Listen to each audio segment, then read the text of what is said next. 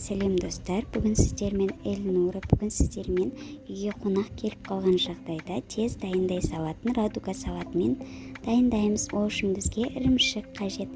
Ірімшікті осылай төртбұрышты қылып кесіп аламыз. Осылай ыдысымызға саламыз. Одан кейін бізге шұжық қажет. Шұжығымызды да ірімшік сияқты төртбұрышты қылып кесіп аламыз. Одан кейін шұжығымызды да осылай ыдысымызға саламыз. Одан кейін бізге сухари қажет болады.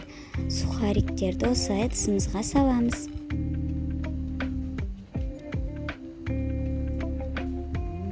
Одан кейін бізге кукуруз қажет болады. Кукурузымызды да осылай ыдысымызға саламыз. Бізге қияр қажет.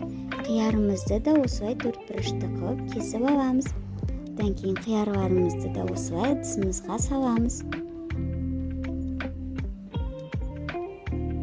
Одан кейін бізге қызанақ қажет. Қызанақтарымызды осылай дөңгелек қылып кесіп, артынша осылай төртбұрышты қылып кесіп аламыз.